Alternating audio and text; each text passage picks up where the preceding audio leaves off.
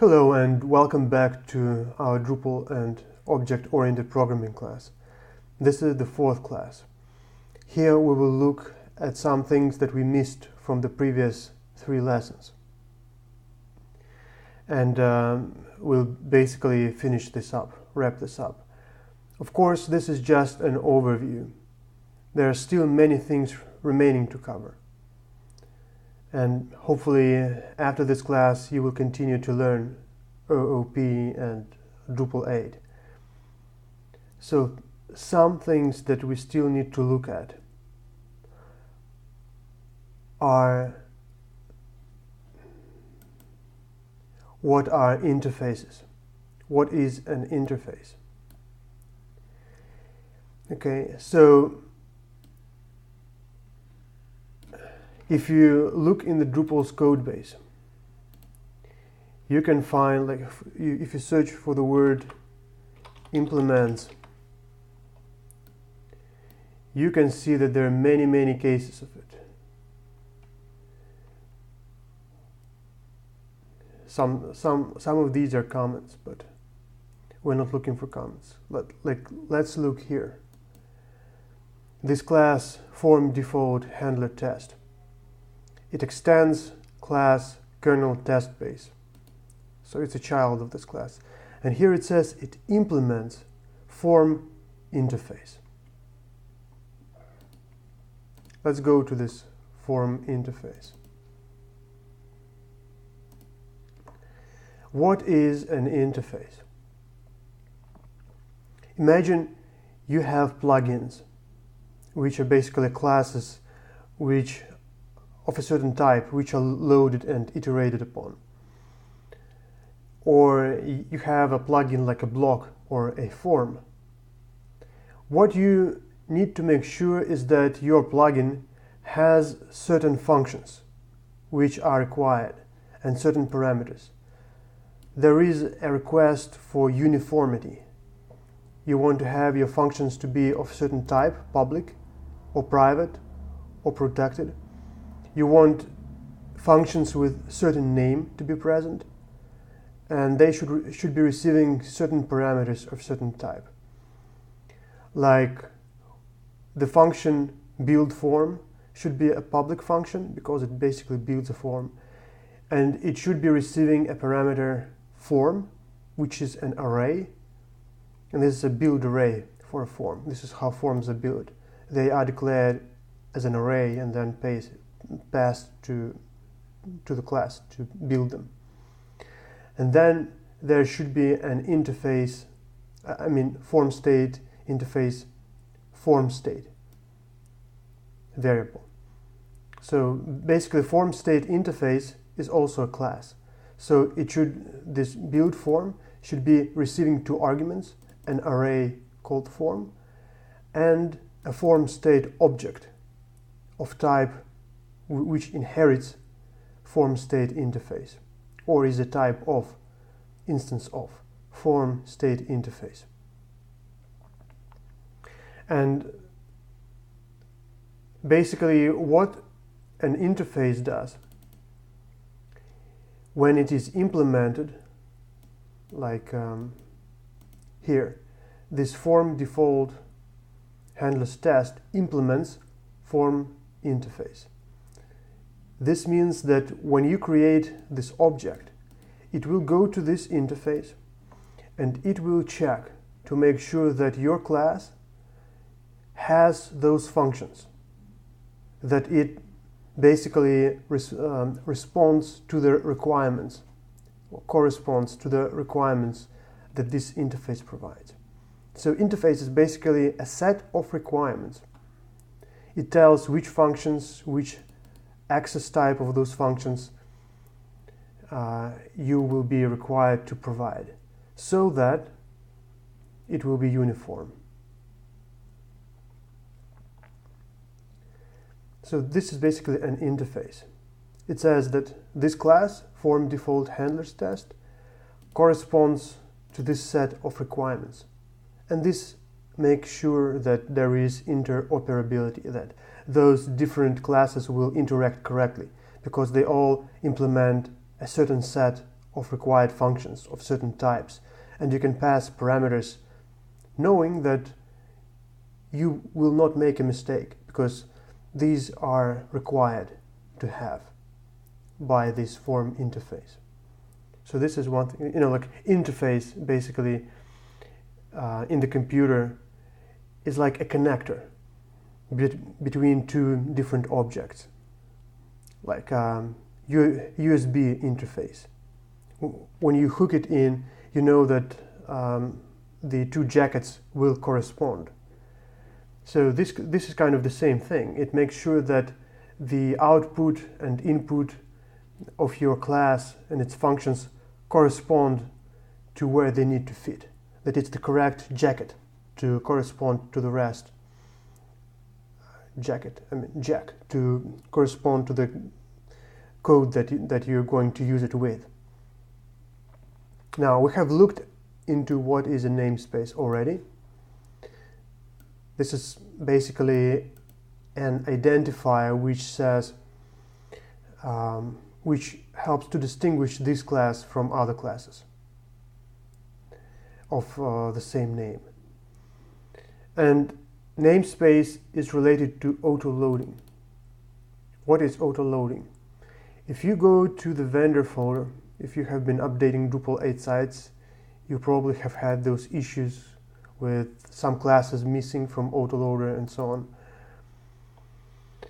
And there is this autoload function which goes into vendor, autoload, and so on and so forth. But basically it ends up in a function, in a file in a function that knows which of the classes and which of the files to load. And this is kind of very, very nice because imagine you have thousands of files, tens of thousands of different functions and classes. If you were to load them all at the same time, it would be a disaster for the code base. Too much files, too much memory will be taken. So, like if you look at Drupal 7 or at WordPress, they pretty much load all the code base at once. And Drupal 8 doesn't. So what happens is that when certain functions and certain files are loaded, Drupal, well, it's actually Symfony which is underneath it, checks the namespaces and it recognizes which classes it needs to load. It doesn't load all classes, and that's good. It only loads the ones that will be used. And this is very, very good because lots of other parts of the code base will not be loaded if it's not used. So this is what it's used for.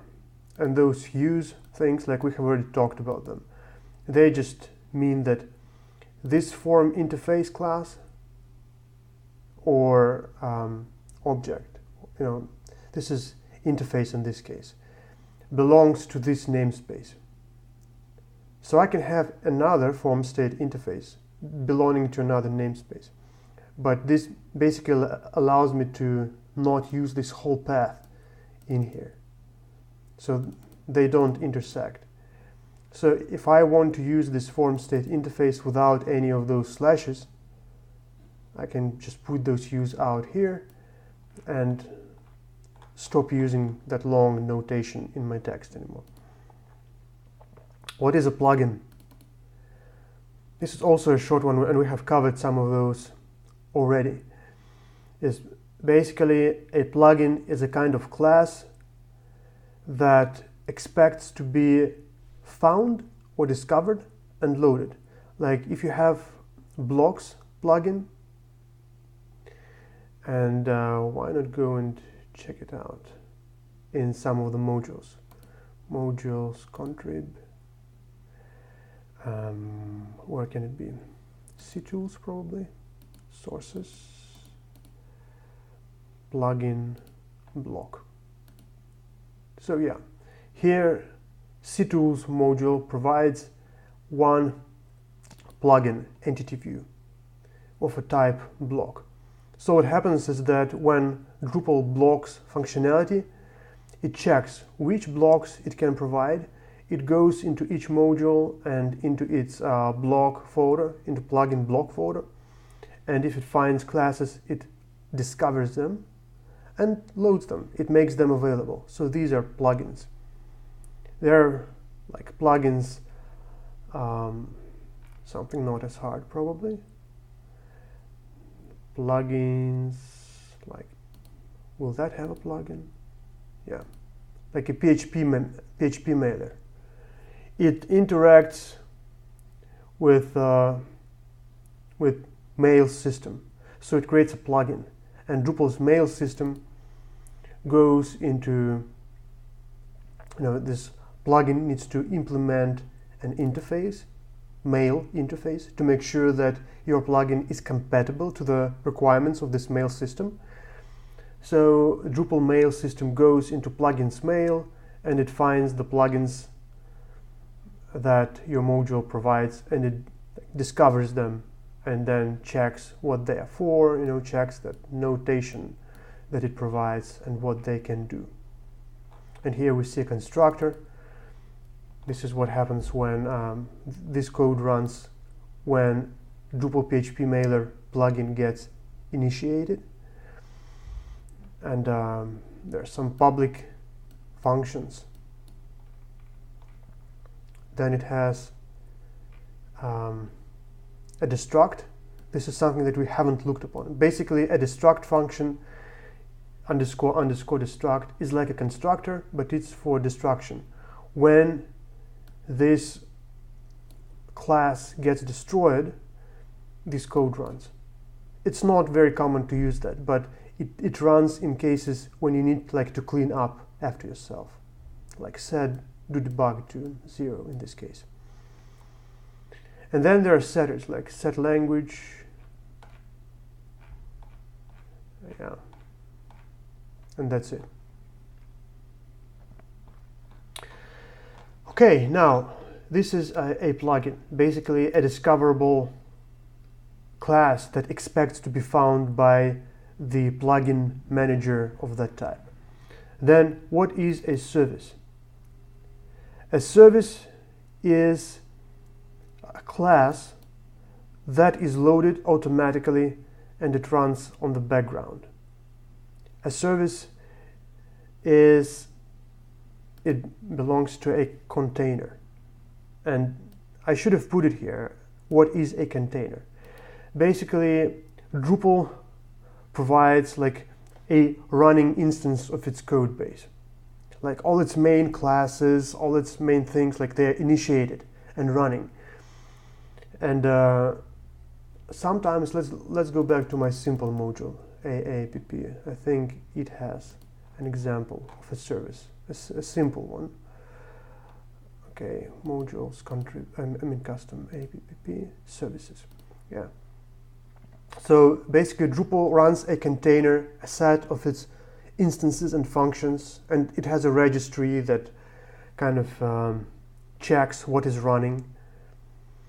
And then you can go and you can call a class a service from the container. So this Drupal is basically, it's not precisely the container itself, but for the use of this, for the sake of simplicity, I'll say that it's a container. It's like the core thing, and it has a service. And the service name is configuration factory, and it gets a value from configuration. So you see that it's not instance based, it's static based. It's a static function service.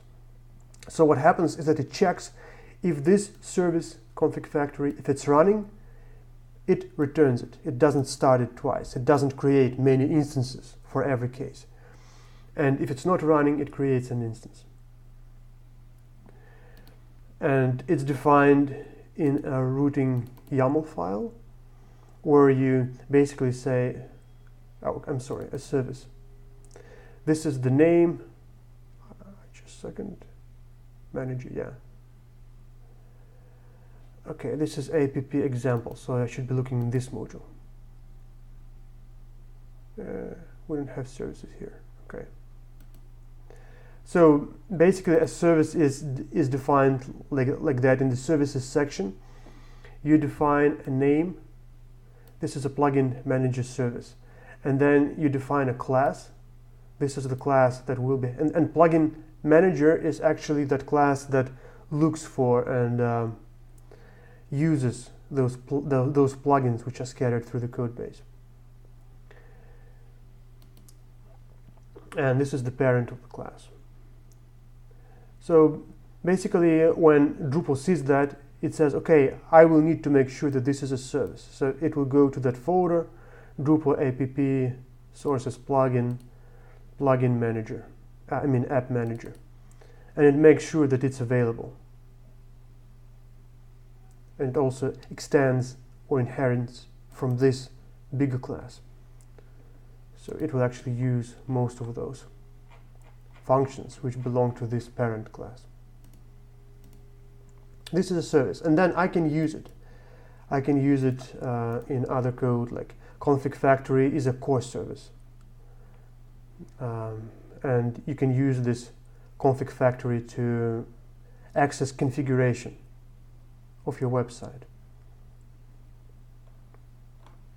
So these are services. They're code bases, classes that are available to any part of the code. Like if you create a service, then you can expect that other classes, other functions, other parts of the code can just access this service. So it's kind of very generic set of a very generic class with a very generic set of functions that you want to make accessible around the whole code base that can be called like this. Like in this case, it's configuration. It's used almost anywhere, very, very often. So it has been made a service, and other modules like this one can call it like this, can access this service and just use it. But yeah, service is just a class. It's a class. Like a plugin is a class, service is a class. What is dependency injection? Some time ago, when Drupal 8 was just being created, many developers who were asked a question, what, like, one most important thing that will help me understand those big changes that were being introduced into Drupal 8, what would that one thing be? And they were all saying dependency injection. What's a dependency injection? When we looked in the previous lesson at our simple class, imagine that you have a service, which is basically a class, my child. And imagine it's a very important class that is used many times throughout the code base. So how do you use it? Like, do you go and create new instance of it every time you use it? If it's a database class and you use it 100 of times, will you create 100 of instances? This is crazy. Nobody wants to do that. So in object-oriented programming, there are different patterns, and one of them is called like singleton, which is basically you create one thing, one instance of a class, but then if you want to use it somewhere else, it checks if an instance already exists and it returns an existing instance instead of creating a new one each time. So because we have a container, because we have that big set of services that Drupal has, instead of, like, if you have a class, a plugin, interface base construct, yeah. So here we have a abstract class, and it receives some parameters when it is constructed. It receives configuration, which is actually a class by itself. It's a configuration service. Is it now? No, it's an array. I'm sorry, that's wrong. That's wrong. Configuration. No, that's the wrong thing. This is an array. But I will need to find it. Interface manager construct. Yeah, here it is. Here is another example that will illustrate what I'm saying. So in this case, we have a constructor class that receives another classes as parameters. A cache backend, which is basically a class, and it's been defined here, cache backend interface, so that you can work with cache in your class, and module handler interface, which allows you to interact with modules. So it's not receiving just some data. It's receiving objects. It's receiving other classes as a parameter. So the idea for this is basically that.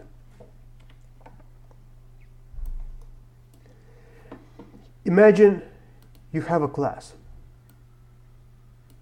and in that class you need to access cache, you need to access module handler, you need to access some services, many different services.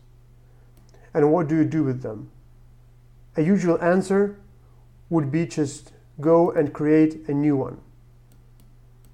A new one just for this class.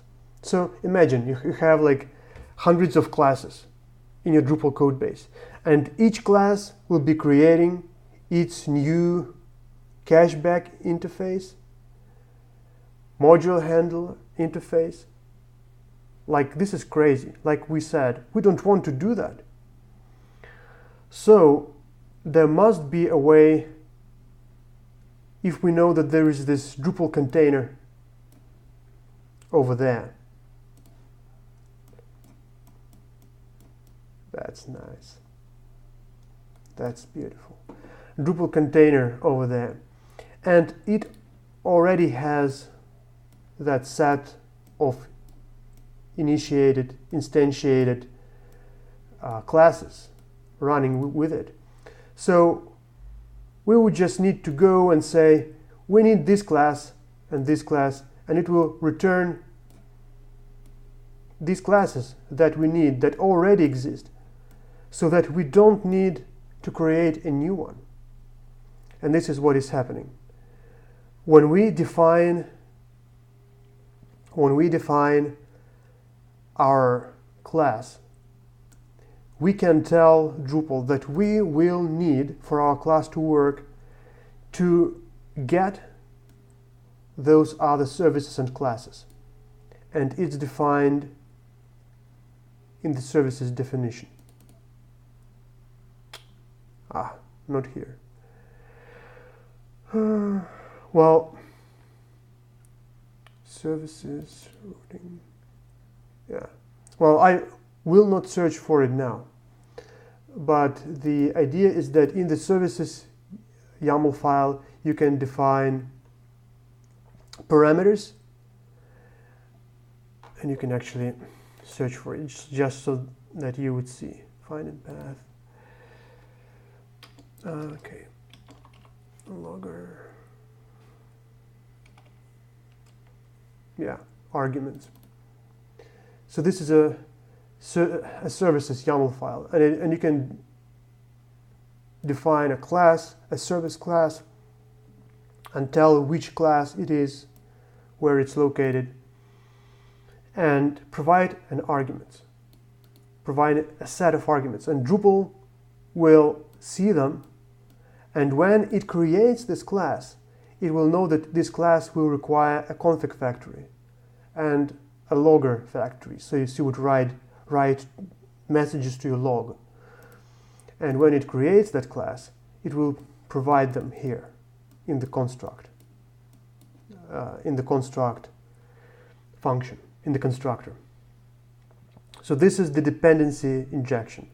It means that when your class depends on other classes, those other classes are injected into your class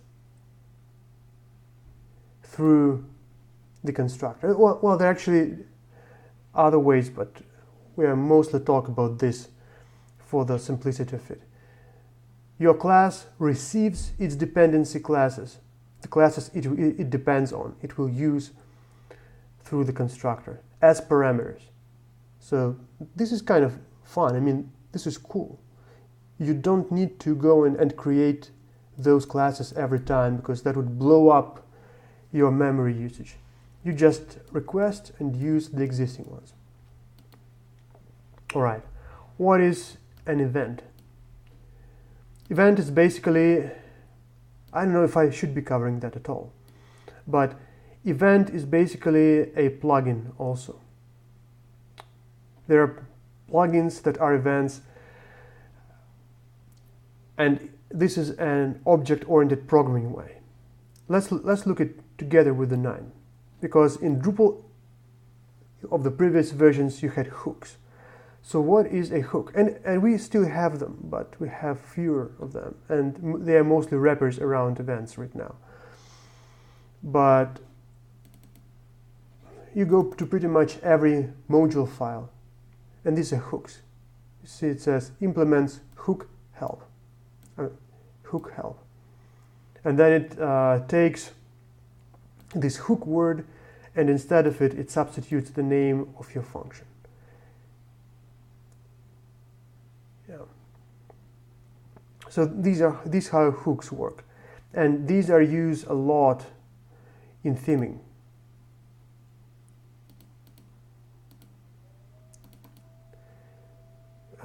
Hook preprocess other hook. Hook preprocess other hook. So it's like preprocess hook is if you have a page which will be rendered, and before it is rendered you want to change things, then you can use this hook. You put the name of your function or theme instead of this hook word, and then instead of that other parameter you put what you're getting to preprocess, a page, a node, and so on, so a block. And then somewhere in that main block function, it will go and check if function exists that have a module name underscore preprocess block, or the page, the core will go and look for a function that has your module or your name instead of the word hook, and then it will pass control to them. So basically a hook, it's a way how one function allows other modules and themes to hook into it and process its data. Like if you have a page and before you render that page, you want to allow other themes, other modules to hook into it to get these variables that it's going to use to add something, to change something before it is getting rendered. So that's how the hook works. Hooks work in the functional programming.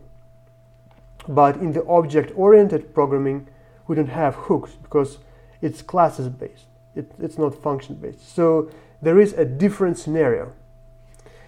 In the object-oriented programming, it works like that. You have your, like, hooks that we have discussed work like that there is a certain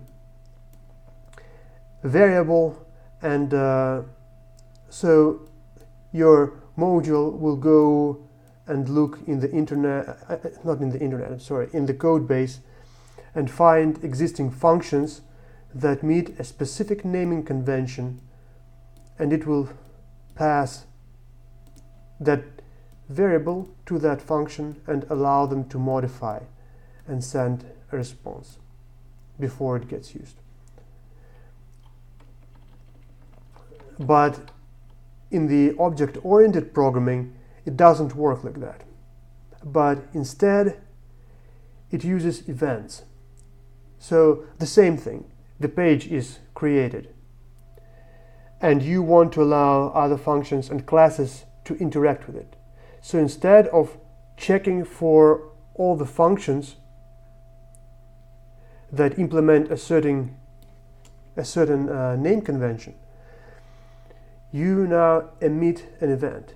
So it basically works with subscribers. So you have a page and you have some functions in modules, in themes, that kind of say, I would like to interact with this variable before it gets rendered. Like I would like to add a library to it, or I would like to remove something, or add something, or modify something. And then this event manager says, okay, let's make a list. Let's make a list. Do you want to, we will create this a certain event like page pre-render event. And this will be a page, it will be a page pre-render. And this list will be called page pre-render subscription list. So you want to modify it? Okay. Register, like sign up, like an email. You want to sign up for an email, for the newsletter? Give us your email, and when it's ready, we will call you. So this is how events work. Your functions, your classes, they subscribe to that event, and then before rendering, it checks for that subscription list and says, okay, we have those three classes that have subscribed.